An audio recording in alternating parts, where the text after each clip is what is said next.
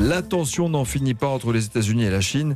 Cette fois, ce sont les Chinois qui menacent de priver les Américains de matières premières cruciales en fait pour les produits électroniques. Oui, toute la presse chinoise, dont les choix éditoriaux sont rarement très spontanés, fait état de la menace du gouvernement chinois de priver les États-Unis de terres rares. Alors, je ne vais pas vous faire un cours de physique, d'abord j'en serais incapable, mais les terres rares, ce sont en fait des métaux.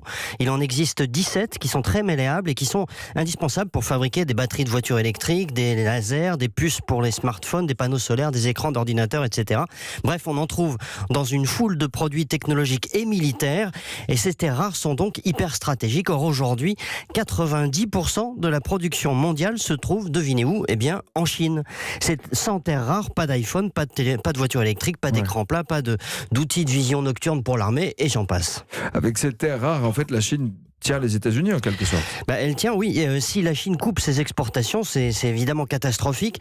Alors certes, on en trouve ailleurs, on en trouve en Australie, en Amérique latine, un peu aux États-Unis, mais l'exploitation de ces métaux, d'abord, coûte très cher et surtout a des conséquences dramatiques pour l'environnement. Il faut injecter des tonnes de produits toxiques dans le sol pour extraire ces fameuses terres rares, et c'est pour cette raison que la production en fait se concentre en Chine, notamment en Mongolie intérieure, tout à fait au nord de la Chine. C'est une zone peu peuplée et les pays qui sont plus soucieux de l'environnement que les Chinois ont renoncé à produire ces métaux. Donc oui, la Chine dispose là d'un levier stratégique majeur. La nouveauté, c'est qu'elle menace de s'en servir comme d'une arme dans cette guerre avec les États-Unis. C'est tendu et vous nous en parlez depuis maintenant plusieurs semaines entre les États-Unis et la Chine, mais est-ce que c'est une menace qui peut être concrète ?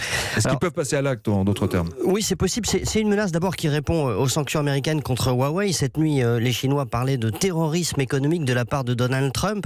Huawei étant soupçonné d'espionnage, vous avez des sanctions contre eux qui rentreront en vigueur à la mi-août. Donc ça laisse un peu de temps avant ce passage à l'acte, mais la réalité c'est que les deux pays se tiennent. Ils ont chacun des produits stratégiques pour l'autre.